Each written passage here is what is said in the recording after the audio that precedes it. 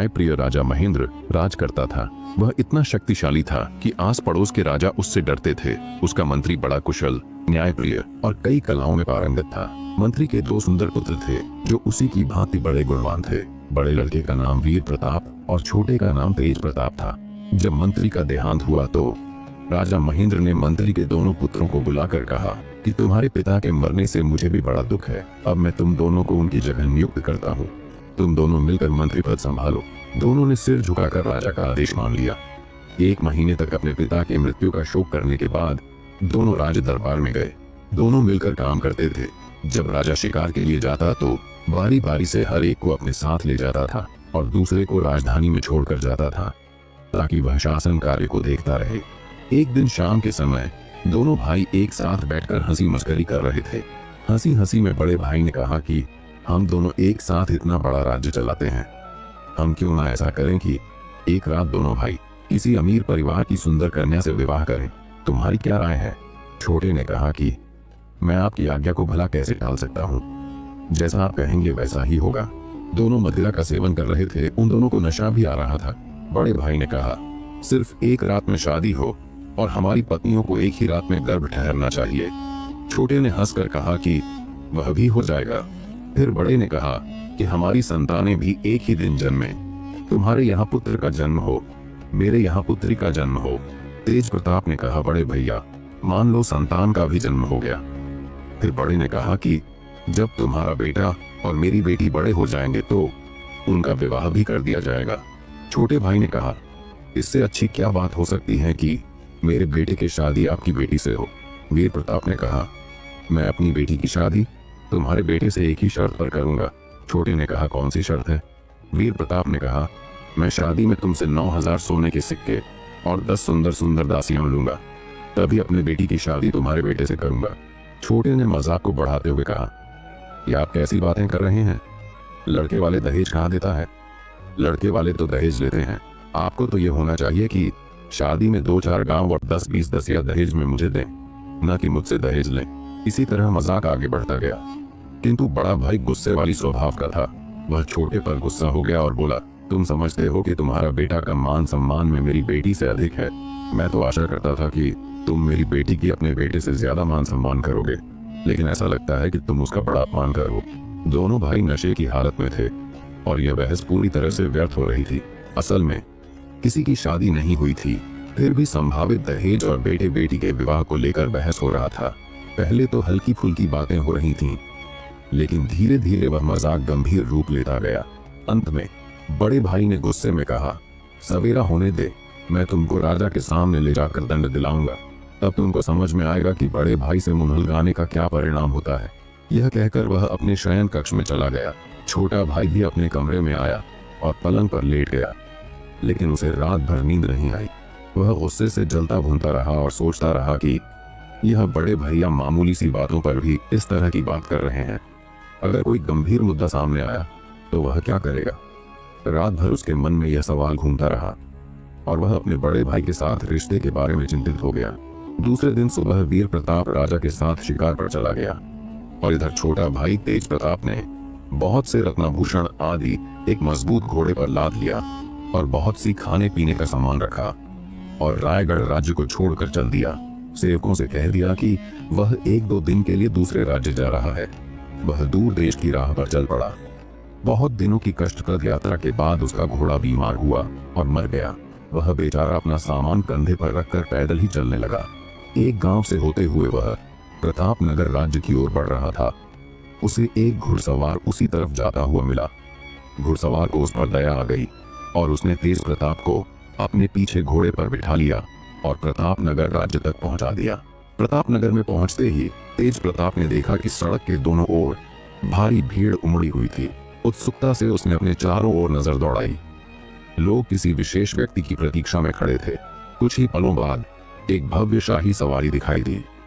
सवारी के आगे पीछे नौकर चाकर और अंगरक्षक चल रहे थे। सजीले वस्त्र और शानदार पोशाक में सजे एक प्रभावशाली व्यक्ति की सवारी थी।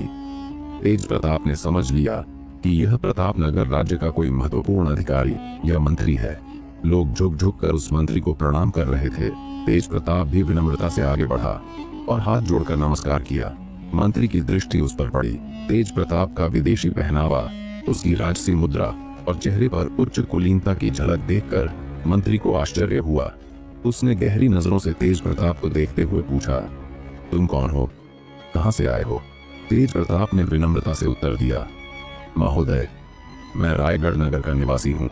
कुछ पारिवारिक कारणों से मेरे संबंधियों के साथ झगड़ा हो गया, इसीलिए मैं अपने देश को छोड़कर दूर देश चला आया। मंत्री ने तेज प्रताप के उत्तर को ध्यानपूर्वक सुना। उसकी वाणी की गंभीरता और हाव भाव से प्रभावित होकर मंत्री ने कहा, इस तरह तुम कहाँ इधर उधर घूमते फिरोगे? यदि तुम चाहो तो मेरे साथ चलो, यहाँ तुम्हें सभी सुख सुविधा मिलेगी और कोई चिंता भी नहीं रहेगी। मंत्री के प्रस्ताव से तेज प्रताप आश्वस्त हुआ और उसके साथ जाने का निश्चय कर लिया। तेज प्रताप अब मंत्री के साथ रहने लगा। अपनी चतुराई, विद्वता और व्यवहार से उसने शीघ्र ही मंत्री का विश्वास और स्नेह अर्जित कर लिया। मंत्री उसकी प्रतिभा और विनम्रता से अत्यधिक प्रभावित हुआ। धीरे धीरे दोनों के बीच गहरी आत्मीयता स्थापित हो गई। एक दिन मंत्री ने तेज प्रताप को एकांत में बुलाया। चेहरे पर गंभीरता और आवाज में स्नेह का भाव लिए मंत्री ने कहा, बेटे, अब मेरी उम्र ढल चुकी है। मुझे नहीं लगता कि मैं अधिक समय तक जीवित रह पाऊंगा। मेरी केवल एक ही संतान है, मेरी बेटी। वह अत्यंत सुंदर और गुणवान है। अब वह विवाह योग्य हो चुकी है। राज्य के कई सामंत और धनी मानी लोग उसका विवाह प्रस्ताव लेकर आए हैं, परंतु मैंने उन्हें स्वीकार नहीं किया। मंत्री कुछ पल रुककर तेज प्रताप की ओर देखते हुए आगे बोला, मुझे अपनी बेटी अत्यंत प्रिय है और मैं मानता हूं कि वह तुम्हारे योग्य है। यदि तुम्हें कोई आपत्ति न हो तो मैं राजा से अनुमति लेकर तुम्हारा विवाह अपनी बेटी से कर दूं। इसके साथ ही मैं तुम्हें अपना उत्तराधिकारी बनाऊंगा और अपनी समस्त संपत्ति तुम्हारे नाम कर दूंगा। मंत्री पद। तेज प्रताप ने मंत्री की बातों को ध्यान से सुना और फिर गंभीर स्वर में कहा, मैं आपको अपना बुजुर्ग मानता हूँ और जो कुछ भी आपका आदेश होगा मैं उसे बिना किसी आपत्ति के पूरा करूंगा। मंत्री को तेज प्रताप की स्वीकृति पर खुशी से भरकर आभार व्यक्त किया और फिर विवाह की तैयारियां शुरू कर दिया। उसने नगर के प्रतिष्ठित और महत्वपूर्ण व्यक्तियों को एकत्रित करने के लिए संदेश भेजा ताकि इस खुशखबरी को सभी के बीच साझा किया जा सके। जब सभी लोग एकत्र हो गए तो तेज प्रताप ने उन्हें एक ओर ले जाकर मंत्री से कहा, मुझे आपसे एक महत्वपूर्ण बात करनी है। मैंने अब तक अपने कुटुंब के बारे में किसी को कुछ नहीं बताया है, लेकिन अब मैं इसे स्पष्ट करता हूँ। मैं रायगढ़ राज्य का निवासी हूँ और मेरे पिता रायगढ़ के राजा के मंत्री थे। हम दोनों भाई हैं और मेरा बड़ा भाई मुझसे उम्र में बड़ा है। मेरे पिता की मृत्यु के बाद राजा महेंद्र ने हम दोनों भाइयों को उनके कार्यों का जिम्मा सौंपा था। हम दोनों भाई अच्छे से अपना कार्य निभा रहे थे, लेकिन एक दिन मेरे और मेरे बड़े भाई के बीच किसी बात को लेकर तीखी बहस हो गई। उसने मुझसे ऐसे कटु शब्द कहे जिन्हें सहन करना मेरे लिए कठिन था और इसी कारण मैंने देश छोड़ने का निर्णय लिया। मंत्री ने जब यह वृत्तांत सुना तो और भी प्रसन्न हुआ। उसने सोचा कि यह तो बहुत अच्छी बात है कि यह भी मंत्री का बेटा निकला।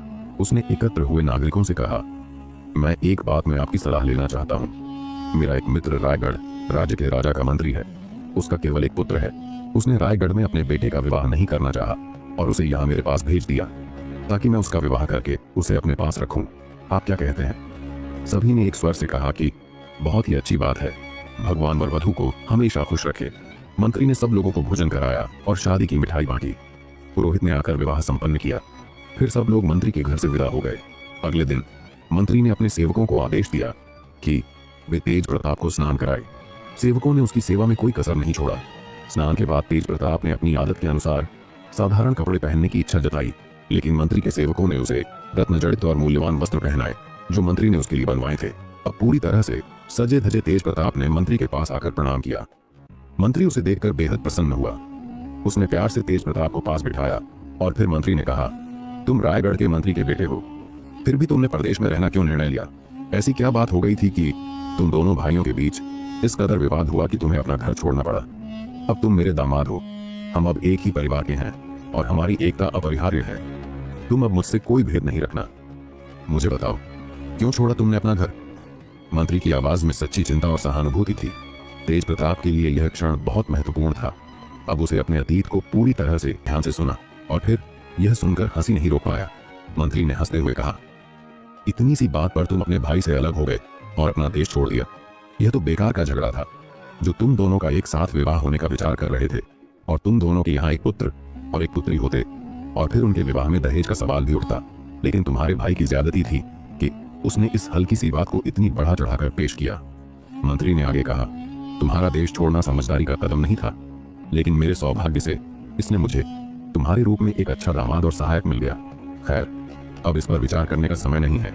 तुम अपनी दुल्हन के पास जाओ, वह तुम्हारा इंतजार कर रही है। तेज प्रताप ने मंत्री की बात मानी और तुरंत अपनी पत्नी के पास जाने के लिए उठ खड़ा हुआ। मंत्री का आशीर्वाद उसके साथ था और तेज प्रताप अब नए जीवन की शुरुआत करने के लिए तैयार था। उधर विजय प्रताप ने भी विवाह कर लिया। संयोग से उसका विवाह उसी दिन और उसी समय पर हुआ जब तेज प्रताप का विवाह प्रतापनगर में हो रहा था। इससे भी अजीब बात तो यह थी कि 9 महीनों के बाद एक ही दिन तेज प्रताप के घर में पुत्र और विजय प्रताप के यहाँ कन्या का जन्म हुआ। तेज प्रताप के पुत्र का नाम अमर रखा गया। प्रतापनगर का मंत्री नाती के जन्म पर बहुत ही प्रसन्न हुआ। उसने बहुत बड़ा समारोह किया और अच्छी तरह से सेवकों को इनाम और फकीरों को भिक्षा दिया। फिर कुछ दिन बाद वह तेज प्रताप को शाही दरबार में ले गया और राजा से निवेदन किया कि मेरी जगह मेरे दामाद को मंत्री बना दीजिए। वह पहले भी कई बार उसे दरबार में ले गया था और राजा तेज प्रताप की बुद्धि और चातुर्य से प्रभावित था, जिसके कारण उसने बगैर किसी हिचक के तेज प्रताप को अपना मंत्री बना दिया। पुराना मंत्री यानी तेज प्रताप का ससुर यह देखकर अत्यंत प्रसन्न हुआ कि तेज प्रताप प्रबल कुशल और ऐसी न्यायप्रियता और मृदुल स्वभाव से काम करता था कि राजा प्रजा सभी का प्रिय हो गया है। 4 वर्षों के बाद अवकाश प्राप्त मंत्री बीमार होकर मर गया। तेज प्रताप ने उसका बड़ा मातम किया और सारे मृतक संस्कार अच्छी तरह से किया। अमर जब 7 वर्ष का हुआ तो उसके पिता ने उसका शिक्षा दीक्षा कराया और बड़े बड़े विद्वानों को उसका शिक्षक नियुक्त किया। अजय ऐसा कुशाग्र बुद्धि था कि कुछ ही समय में उसने पूरे ग्रंथों को कंठस्थ कर लिया था। 12 वर्ष का हुआ तो उसने सारी प्रचलित विद्याएं सीख लिया। वह अत्यंत सुंदर और सुशील भी था। जो भी उसे देखता उसकी प्रशंसा करते नहीं थकता था। एक दिन तेज प्रताप अपने पुत्र को राज दरबार में ले गया। अमर ने राजा को ऐसे विधि पूर्वक प्रणाम किया और उसके प्रश्नों का इतनी बुद्धिमानी से उत्तर दिया कि राजा बहुत खुश हुआ। उसने अमर को इनाम दिया। तेज प्रताप अपने पुत्र के प्रशिक्षण पर बहुत ध्यान दिया करता था और बराबर उसे ऐसी अच्छी अच्छी बातें सिखाता था। इसी तरह कई वर्ष निकल गए। फिर एक दिन तेज प्रताप बीमार पड़ गया। किसी इलाज से वह ठीक नहीं हो पा रहा था और उसकी बीमारी बढ़ती चली जा रही थी। अपना अंत समय आता देखकर उसने अपने बेटे अमर को अपने निकट बुलाकर कहा, बेटे, यह जीवन नश्वर है और संसार अमर है। तुम मेरे मरने पर दुख नहीं करना और भगवान की इच्छा समझकर संतोष कर लेना। और अब मैं जो कहता हूँ उसे ध्यान से सुनो। मुझे आशा है कि मैं जैसा कहूँगा वैसा ही तुम करोगे। मैं वास्तव में रायगढ़ राज्य का निवासी हूँ। मेरे पिता वहाँ के राजा के मंत्री थे। उनके मरने पर मैं और मेरा बड़ा भाई विजय प्रताप दोनों को मंत्री बना दिया गया। मेरा बड़ा भाई अब तक वहाँ का मंत्री है, लेकिन मैं किसी कारण से यहाँ चला आया। उसने एक संदूक से एक कागज निकालकर बेटे को दिया और कहा, फुर्सत से इसे पढ़ना। इसमें तुम्हारे सभी सवालों का जवाब मिलेगा। मेरे विवाह और तुम्हारे जन्म की तिथियां भी इसमें लिखा हुआ है। अमर को पिता की मृत्यु स्विंदर्श देखकर बड़ा रंज हुआ। वह रोने चिल्लाने लगा। तेज प्रताप ने बेटे से कहा, अब मैं कुछ देर ही का मेहमान हूँ। मैं इस अंतिम समय पर तुम्हें कुछ उपदेश दे रहा हूँ जिन्हें तुम हमेशा याद रखना। पहली बात तो यह है कि किसी से बहुत घनिष्ठ मित्रता नहीं करना। नहीं तो जब कोई घनिष्ठ मित्र धोखा देता है तो वह घाव इतना गहरा होता है कि सहना कठिन हो जाता है। इसलिए संबंधों में एक सीमा बनाए रखना जरूरी है।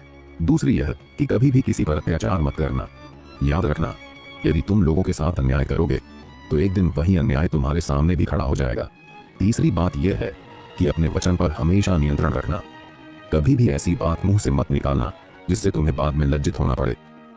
चौथी बात यह है कि कभी भी मदिरा का सेवन मत करना। मदिरा न केवल स्वास्थ्य के लिए हानिकारक होती है बल्कि यह बुद्धि को भी भ्रष्ट कर देती है। जब बुद्धि भ्रष्ट हो जाती है तो आदमी सही गलत का भेद नहीं कर पाता है। पांचवी बात यह है कि हमेशा हाथ रोक कर खर्च करना। मितव्ययिता को अपने जीवन का सिद्धांत बनाओ। इसका मतलब यह नहीं कि इतना कंजूस बन जाओ तुम्हारा मजाक उड़ाए, लेकिन इतना भी खर्च मत करना कि निर्धन हो जाओ। याद रखना, धनवान के पास हजारों दोस्त होते हैं, लेकिन जब धन समाप्त हो जाता है तो कोई उसका हाल तक पूछने नहीं आता है। तेज प्रताप ने अमर की आंखों में देखते हुए अपने अंतिम शब्द कहे। ये उपदेश उसके जीवन का सार थे जिन्हें उसने कठिन अनुभवों से सीखा था। अमर ने अपने पिता की हर बात को ध्यान से सुना और उनके इन अमूल्य उपदेशों को सदा के लिए अपने मन में बसा लिया। जब वह मर गया तो अमर ने बड़े समारोह पूर्वक अपने पिता का अंतिम संस्कार किया। अब अमर उस देश की रीति के अनुसार 1 महीने तक घर में बैठकर पिता की मृत्यु का मातम किया। इस पर राजा ने आपत्ति नहीं जताया, किंतु अमर को पिता के मरने का इतना शोक हुआ कि इसके बाद भी वह दरबार में नहीं गया। जब दूसरा महीना भी बीत गया तो राजा को बड़ा क्रोध आया। उसने अमर के बजाय दूसरे व्यक्ति को मंत्री नियुक्त कर दिया और एक दिन नए मंत्री को आज्ञा दी कि पुराने मंत्री की जमीन जायदाद जब्त कर लो और अमर को गिरफ्तार करके मेरे सामने लाओ। नया मंत्री सिपाहियों की एक टुकड़ी लेकर अमर के घर की ओर चला। अमर के एक गुलाम ने यह देख लिया और वह दौड़कर अपने स्वामी के निकट गया और उसके पांवों पर गिरकर उससे बोला कि आप तुरंत घर छोड़कर यहाँ से चले जाइए। अमर ने पूछा कि आखिर बात क्या है। गुलाम ने कहा कि अधिक कुछ कहने सुनने का समय नहीं है। राजा ने आपकी संपत्ति जब्त करने और आपको गिरफ्तार करने का आदेश दिया है और नया मंत्री राजमहल से सिपाही लेकर निकल चुका है। अमर ये सुनकर घबरा गया और बोला कि मैं कुछ रत्न और रुपया पैसा ले लेता हूँ। गुलाम ने कहा कि कुछ नहीं लीजिए, सिर्फ अपनी जान लेकर निकल जाइए, क्योंकि मंत्री का आदमी किसी क्षण भी इस मकान में प्रवेश हो सकता है। अमर अपने घर के पीछे वाले रास्ते से निकाल कर चला गया। अमर पैदल चलता जा रहा था। चलते चलते सूरज डूब गया। वह शमशान घाट के पास पहुंच गया। उसके श्मशान पहुंचते पहुंचते सूरज डूब गया और वह वहीं बैठकर रात बिताने लगा जहां उसके पिता का अंतिम संस्कार हुआ था। वह शमशान घाट में बैठा ही था कि उसको एक व्यापारी से भेंट हुई। व्यापारी ने अमर को पहचाना और कहा कि आप यहाँ इतनी रात में क्या कर रहे हैं। अमर ने कहा कि मैंने स्वप्न में अपने पिता को देखा था, जो नाराज होकर मुंह से कह रहे थे कि तू मुझे बिल्कुल भूल गया है। मेरा अंतिम संस्कार करने के बाद एक बार भी नहीं आया है, इसीलिए मैं परेशान होकर तुरंत ही घर से चल पड़ा और यहाँ पहुंच गया। इसीलिए मैंने कोई सेवक आदि भी अपने साथ नहीं लिया। व्यापारी को उसकी बात पर विश्वास न हुआ और वह समझ गया कि अमर पर कोई मुसीबत आई है। उसने कहा, आपको शायद नहीं मालूम कि आपके पिता ने व्यापार में भी पैसा लगाया था। कई जहाजों पर उनका कई हजारों अशरफियों का माल लदा हुआ है और वे जहाज व्यापार यात्राओं पर हैं। आपके पिता का मेरे ऊपर बहुत एहसान है और मैं अपने को उनका सेवक समझता था। अब उस माल के मालिक आप हैं। चाहे तो अपने पहले जहाज के माल को मेरे हाथ बेच दें, मैं उसे 6000 अशरफियों में खरीदने के लिए तैयार हूँ। अमर के पास तो कानी कौड़ी भी नहीं थी। उसने इन मुद्राओं को भगवान की देन समझा और सौदा मंजूर कर लिया। व्यापारी ने कहा, अच्छी तरह सोच लीजिए, 6000 अशरफियों देकर मैं आपके पहले जहाज के माल का स्वामी हो जाऊंगा, चाहे माल कितने का ही क्यों ना हो। क्या आप यह सौदा पूरी रजामंदी से कर रहे हैं? अमर ने कहा, हाँ, मैं पूरी रजामंदी से माल बेच रहा हूँ। व्यापारी ने कहा, मालिक, मैं आपके ऊपर पूरा विश्वास करता हूँ, किंतु दूसरों को दिखाने के लिए जरूरी है कि आप यह क्रय पत्र लिखित रूप में मुझे दें। यह कहकर उसने कमर से बंधा हुआ एक पत्र दिया। अमर ने लिख कर दे दिया कि मैं प्रतापनगर पहुंचने वाले अपने पहले जहाज का माल फलाना व्यापारी के हाथ 6000 अशरफियों में बेचता हूँ। यह लिखकर नीचे हस्ताक्षर कर दिए। उस व्यापारी ने वह कागज ले लिया और अमर को 6000 अशरफियों की थैली देकर चला गया। वह श्मशान घाट पर बैठकर अपने दुर्भाग्य पर विलाप करने लगा। उसकी आंखों से आंसुओं की धारा रुकने का नाम नहीं ले रही थी। बहुत देर तक रोते रोते वह थक गया और वहीं बैठा बैठा सो गया। इसी बीच वहां एक जिन्न घूमता फिरता आ निकला। उसने श्मशान में सोते हुए अमर को देखा। अमर के सुंदर और तेजस्वी चेहरे को देखकर जिन्न चकित रह गया। उसने अपनी पूरी जिंदगी में ऐसा सुंदर मनुष्य पहले कभी नहीं देखा था। वह अमर को देखता ही रह गया। कुछ देर बाद वह आकाश में उड़ गया और अपनी मित्र रिमझिम पारी से मिलने पहुंचा। जिन्न ने परी से कहा, परी, मेरे साथ चलो, मैं तुम्हें धरती पर एक ऐसा मनुष्य दिखाऊंगा कि जिसकी सुंदरता देखकर तुम भी मोहित हो जाओगी। परी को यह सुनकर आश्चर्य हुआ। उसने जिन्न की बात मान ली और दोनों साथ में धरती पर लौट आए। श्मशान घाट पर पहुंचकर जिन्न ने सोते हुए अमर की ओर इशारा करके कहा, देखो, ऐसा सुंदर मनुष्य तुमने पहले कभी देखा है? रिमझिम परी ने अमर को ध्यान से देखा और उसकी सुंदरता पर मुग्ध हो गई। लेकिन उसने जिन्न से कहा, हाँ, यह युवक अत्यंत रूपवान है, पर मैं अभी रायगढ़ राज्य से लौट रही हूँ। वहां एक विचित्र घटना मैंने देखी है, मैं तुम्हें बताती हूँ। जिन्न ने तुरंत उत्सुकता से कहा, जरूर बताओ, मैं सुनना चाहता हूँ। परी ने कहना शुरू किया, रायगढ़ राज्य के राजा का एक मंत्री है जिसका नाम विजय प्रताप है। उसकी एक 20 वर्ष की कन्या है जो अति सुंदर और रूपवान है। उसकी सुंदरता की प्रशंसा पूरे राज्य में होती है। राजा ने जब उसकी सुंदरता के बारे में सुना तो उसने मंत्री से कहा कि उस कन्या का विवाह मुझसे कर दो। मंत्री ने हाथ जोड़कर कहा कि महाराज, मुझे इस अनुग्रह से क्षमा करें। कारण पूछने पर उसने कहा कि मेरा छोटा भाई तेज प्रताप भी मेरे साथ आपका मंत्री था। वह बहुत दिन हुए घर छोड़कर चला गया। सुना है कि वह प्रतापनगर का मंत्री हो गया था और अब जीवित भी नहीं है, लेकिन उसके यहाँ एक बेटा हुआ था जो अब भी होगा। फिर मंत्री ने राजा को एक रात की बात बताई जो उसके और उसके भाई के बीच हुई थी और कहा कि चूंकि मैंने भाई को वचन दे दिया था कि अपनी पुत्री का विवाह उसके पुत्र के साथ करूंगा, इसलिए मैं मजबूर हूँ और आपकी आज्ञा का पालन नहीं कर सकूंगा। आपके लिए तो रायगढ़ में अमीरों की अनगिनत सुंदर कन्याएं हैं जिससे चाहे विवाह कर सकते हैं। राजा मंत्री की बात सुनकर गुस्से से भड़क उठा। उसने क्रोधित होकर कहा, तुम्हें यह गुस्ताखी करने की हिम्मत कैसे हुई कि मेरी बात को नकार दो? तुमने मुझे इतना छोटा समझा कि मेरे साथ रिश्ता करने से इनकार कर दिया। मैं तुम्हें ऐसी सजा दूंगा कि जीवन भर याद रखोगे। तुम्हारी बेटी अब एक बदसूरत सेवक से ब्याही जाएगी। इतना कहकर राजा ने अपनी घुड़साल में काम करने वाले एक कुरूप कुबड़े सेवक को बुलवाया यह न केवल कुरूप था, बल्कि उसका पेट बड़ा और पांव टेढ़े थे। राजा ने आदेश दिया कि उसे दूल्हे की तरह सजाया जाए। मंत्री को यह सुनकर गहरा आघात पहुंचा, किंतु वह राजा का कुछ नहीं कर सकता था। वह भारी मन से अपने महल लौटा और विवाह की तैयारियां शुरू करने का आदेश दे दिया। रात को रायगढ़ में सेवक ने बारात सजाई। उन्होंने उस बदसूरत सेवक को नहलाकर नए कपड़े पहनाए और दूल्हे की तरह सजाने लगे। इसी समय आकाश से जिन्न और परी यह दृश्य देख रहे थे। परी ने जिन्न से कहा, यह कितनी अन्यायपूर्ण और दुखद स्थिति है। मंत्री की इतनी सुंदर और गुणवान कन्या का विवाह इस कुरूप आदमी के साथ होना बहुत गलत है। यह सुनकर जिन्न बोला, अगर हम कोई ऐसा उपाय करें कि इस कन्या का विवाह इस सोए हुए सुंदर युवक अमर के साथ करा दे तो कैसा रहेगा? परी ने प्रसन्नता से कहा, मैं तो यही चाहती हूँ। अगर हम उस कुरूप आदमी को धोखा देकर उसकी जगह इस सुंदर युवक को दूल्हा बना दें तो मंत्री और उसकी पुत्री का सम्मान भी बच जाएगा और राजा को उसके अनुचित आदेश का उचित परिणाम भी मिल जाएगा। जिन्न ने कहा, यह काम संभव है, पर मुझे तुम्हारी सहायता की आवश्यकता होगी। यदि तुम मेरा साथ दो तो मैं इस सोए हुए युवक को तुरंत रायगढ़ के पास पहुंचा सकता हूं। तो दोस्तों, क्या होगा जब अमर को जिन्न और परी रायगढ़ में ले जाएंगे? तो क्या राजा का अन्याय सफल होगा या फिर जिन्न और परी की योजना से सब कुछ बदल जाएगा? क्या अमर और मंत्री की बेटी का विवाह हो पाएगा? आगे की कहानी में होगा और भी ज्यादा रोमांच और चौंकाने वाले मोड़। यह जानने के लिए देखना मत भूलिए हमारे अगले भाग में। अगर आपको कहानी पसंद आई हो तो लाइक करें, अपने दोस्तों के साथ शेयर करें और चैनल को सब्सक्राइब कर लें ताकि आप आगे की दिलचस्प कहानी मिस न करें। अगले भाग में मिलते हैं, तब तक के लिए राधे राधे।